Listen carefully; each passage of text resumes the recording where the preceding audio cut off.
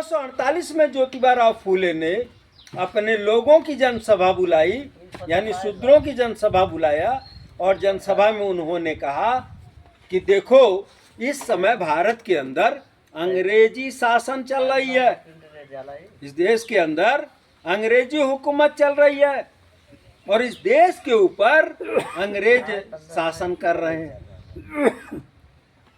लेकिन अंग्रेज हमारे ऊपर शासन नहीं कर रहे हैं, अंग्रेज हमारे ऊपर शासन नहीं कर रहे हैं, अंग्रेज इनके ऊपर शासन कर रहे हैं।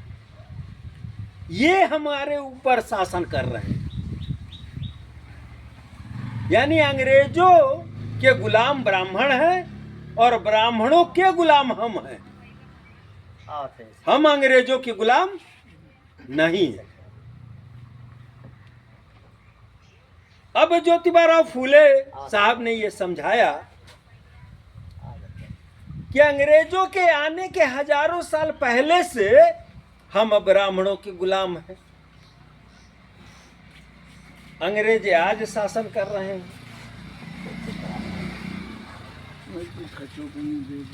अंग्रेज आज शासन कर रहे हैं, लेकिन अंग्रेजों के आने के हजारों साल पहले से हम गुलाम हैं।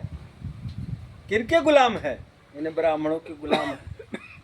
अंग्रेज अगर इस देश से चले गए तो ये आजाद हो जाएंगे, ब्राह्मण आजाद हो जाएंगे, ब्राह्मण आजाद हो जाएंगे, लेकिन हम गुलाम के गुलाम ही रह जाएंगे, हमारी गुलामी व्यवस्था बरकरार रहेगी। अब इसकी लड़ाई 1848 से ज्योतिबा फूले ने अपने 85% मूल निवासी समाज की लड़ाई की शुरुआत की है और उसके बाद 1890 तक ज्योतिबा फूले रहे और उन्होंने अथक प्रयास करके इस देश के अंदर अपने समाज के लोगों को, यानी बहुजन समाज या 85 का समाज या मूल निवासी समाज, इनको समझाए कि देखो हम लोग जो भी काम करते हैं, कर्म करते हैं, उसमें हम पसीना गवाते हैं, पसीना गाड़ते हैं, तब हमको मिलता है कुछ, तभी हमारी रोजी रोटी चलती है। लेकिन इस देश के अंदर जो ब्राह्मण है ये पसीना नहीं निकालते, मेहनत नहीं करते। अच्छा तो कहीं पर हाल जाए। हाँ। अब हो सका था मिली, समझ रहे? ये पसीना नहीं इनका लगता है, मेहनत नहीं करते हैं, ये सिर्फ घंटी हिलाते हैं और अपना मंत्रोच्चारण करते हैं और क्या बोलते हैं वो यही समझते हैं, यही जानते हैं। हमारा ये समाज कुछ भी नहीं जानता, हमारा ये अनपढ़ समाज इनकी संस्कृत भाषा नहीं जानता और उससे हमारे समाज को इनके घंटी हिलाने से, इनके माला फेरने से, इनके पाठ करने से हमारे समाज को कुछ भी नहीं मिलता है। तो उन्होंने कहा कि हम जो इनको दान दक्षिणा दे रहे हैं, हम जो इनकी सेवा कर रहे हैं, ये सेवा हमको इनको नहीं करने की जरूरत, बंद कर देना चाहिए सेवा। अब इसमें ये जो ब्राह्मण थे ये चले गए कोर्ट में। जब कोर्ट में चले गए तो कोर्ट में दोनों तरफ से मुकदमे पे बहस होना शुरू हुआ। जब दोनों तरफ से मुकदमे में बहस शुरू हुई तो बहस में क्या आया?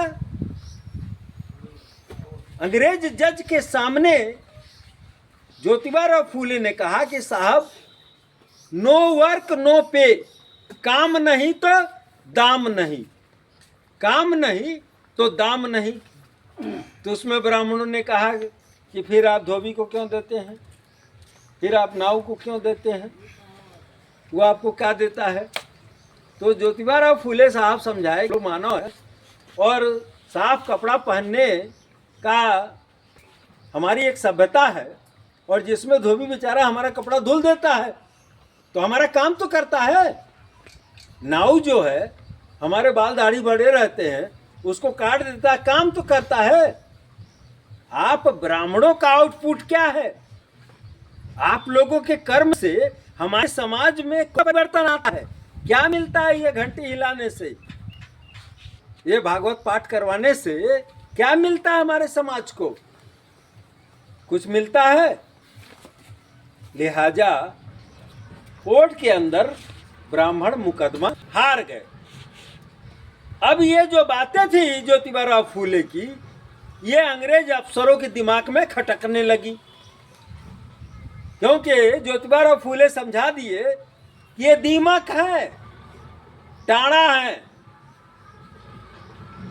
इनका हमारे पेड़ पौधों की कोई जरूरत नहीं है, हमारे समाज को कोई जरूरत नहीं, क्योंकि ये हमारे पेड़ में लगते हैं और ये पेड़ को खा जाते हैं, गिरा देंगे।